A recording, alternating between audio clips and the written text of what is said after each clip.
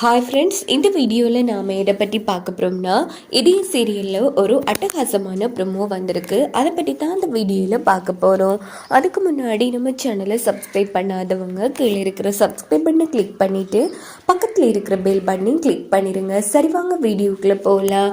இங்கே பார்த்தோன்னா ஆஃபீஸில் எல்லாருமே வெளியில் நின்றுட்டுருக்காங்க. அப்போ நம்ம ஸ்வேதா ஆமாம் என்ன ஆச்சு, எதுக்கு எல்லாரும் வெளியில் நின்றுட்டுருக்கீங்க, வாங்க எல்லாரும் உள்ளே போகலாம் அப்படின்னதும், இல்லை மேடம், இன்னைக்கு நம்ம ஆஃபீஸ்க்கு புது எம்டி வராங்க, அவங்கள வெல்கம் பண்ணுறதுக்கு தான் நாங்கள் எல்லாருமே வெளியில் நின்றுட்டுருக்கோம் அப்படின்னது ஸ்வேதா செம டென்ஷன் ஆகுறாங்க. என்ன பேசிட்டு இருக்கீங்க, யார் எப்படி இங்கே வரப்போறா, எப்போவுமே இந்த கம்பெனியோட எம்டி ஆதி மாமா தானே, இங்கே பாருங்கள் ஃபர்ஸ்ட் எல்லாரும் உள்ளே போங்க, உங்களுக்கு யாரோ தப்பான தகவல் கொடுத்துருக்கணும் அப்படின்னதும், இல்லை மேடம் எங்கள் எல்லாருக்கும் மெயில் வந்திருக்கு, ஒருத்தருக்கு மெயில் வந்தால் பரவாயில்ல, எங்கள் எல்லாரும் ஃபோனுக்கும் மெயில் வந்திருக்கு, ஸோ கண்டிப்பாக புது எம்டி வராங்க, அவங்கள வெல்கம் பண்ணலைன்னா பிறகு எங்களுக்கு பிரச்சனை ஆகிடும் அப்படின்னதும், அப்படி யாரும் எங்களுக்கு மெயில் பண்ணியிருப்பா அப்படின்னு சொல்லி ஸ்வேதா செம்ம டென்ஷன் ஆகிறாங்க. அங்கே பார்த்தோன்னா வண்டி வருது, வண்டியிலேருந்து யாரும் மாசா இருங்கிறான்னா நம்ம பாரதியை பார்த்து எல்லாருமே ஓடி போய் பொக்கே எல்லாம் கொடுத்து வெல்கம் பண்றாங்க.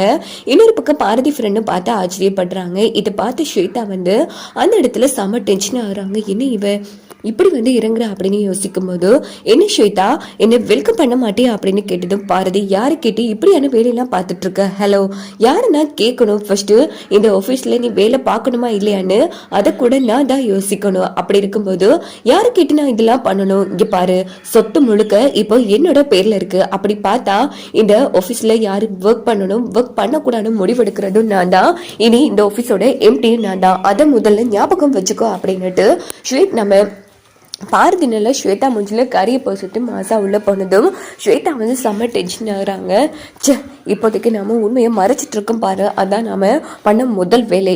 பாரதி, நீ இந்த இடத்தை விட்டும் ஆதியை விட்டு போகலை, என் பேரு ஸ்வேதா இல்லைங்கிற மாதிரி அந்த இடத்துல ஸ்வேதா மோசமா யோசிக்கிறாங்க. இன்னொரு பக்கம் நம்ம ஆதியும் ஆஃபீஸ்க்கு கிளம்பலான்னு எடுக்கும்போது சாரதாமா ரொம்ப ஃபீல் பண்றாங்க. ஏப்பா பாரதி இப்படி எல்லாம் நடந்துக்கிறா, ஆனா பாரதி இப்படி நடந்துக்கக்கூடிய பொண்ணு இல்லையப்பா, என்ன ஆச்சு பாரதிக்கு அப்படின்னு கேட்கும்போது, ஆமா பாரதி பணத்துக்கெல்லாம் ஆசைப்பட்டு இப்படி பேச இல்லம்மா, அவங்க பேசினதுக்கு பின்னாடி வேற காரணம் இருக்கு அப்படின்னதும், அது என்னப்பா சொல்ற, நானே பாரதி பேசின விஷயத்த வச்சு ஒருவேளை பாரதி பணத்துக்கு ஆசைப்பட்டு தான் இந்த அம்மா வீட்டுக்கு வந்தாலும்னு நினைச்சிட்டேன், நீ என்ன சொல்றப்பா புரியுற மாதிரி சொல்லு அப்படின்னதும், இங்க பாருங்கம்மா பாரதி என்ன சொன்னாங்க தெரியுமா, ஸ்வேதாவுக்கு நாம 2 பேரும் பயப்படுறோமா, அப்போ அந்த பயப்படுறதுக்குரிய காரணம் என்னன்னு சொன்னா அடுத்தனுடைய சொத்தை யாருக்கு வேணாலும் எழுதி கொடுக்குறேன்னு சொல்லியிருக்காங்க, அப்படி பார்த்தா நம்ம 2 பேரும் ஸ்வேதாவுக்கு பயப்படுற விஷயம் பாரதிக்கு தெரிஞ்சிருக்குமா, சோ உண்மை தெரியும் வரைக்கும் பாரதி சொத்தை எக்காரணத்தை கொண்டு யாருக்காகவும் மாத்தி எழுத மாட்டாங்க அப்படின்னதும் சாரதம்மா செம அதிர்ச்சி ஆறாங்க. என்னப்பா இது, என்ன பண்றதுப்பா, சரி விடுங்கம்மா, நீங்க டென்ஷன் ஆகாம நல்லபடியா ரெஸ்ட் எடுங்க, நான் ஆஃபீஸ்க்கு போயிட்டு வரேன் அப்படின்னுட்டு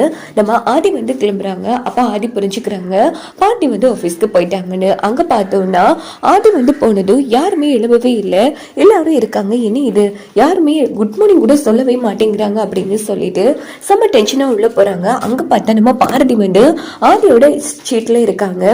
பாரதியை பார்த்து ஆதி செம்ம ஹாப்பி ஆகி, என்ன பாரதி நானே உட்கார சொன்னாலும் உட்கார மாட்டீங்க, இப்போ என்னோட ஷீட்ல அதுவும் இந்த எம்டியோட அனுமதி இல்லாமலே உட்கார்ந்துட்டு இருக்கீங்க, பரவாயில்லைங்க நீங்க வேற லெவல், இதுக்கு தான் சொன்னேன் இந்த கம்பெனியோட எம்டியா நீங்களே இருந்துக்கோங்கன்னு, இப்போ வாச்சு உங்களுக்கு புத்தி வந்துச்சு அப்படின்னு ஆதி கலாச்சதும், ஹலோ மிஸ்டர், நான் இப்போ இந்த கம்பெனியோட எம்டி, உங்களுக்கு வீட்டுல தானே வைஃப், ஸோ இங்க மரியாதை கொடுத்து பேசுங்க, அப்போதான் மரியாதை கிடைக்கும் அப்படின்னதும் ஆதி அதிர்ச்சி ஆறாங்க. என்னது எம்டியா, ஆமா சொத்தெல்லாம் என்னோட பேருக்கு தானே இருக்கு, அப்படி பார்த்தா இந்த கம்பெனியோட எம்டி நான் தானே என்கிற மாதிரி பாரதி சொன்னதும் அதுக்கு என்ன பண்றேன்னு புரியல, ஏன் இப்படி பாரதி இவ்வளவு மோசமா நடந்துக்கிறாங்கங்கிற மாதிரி தான் ஆதி கிளம்பி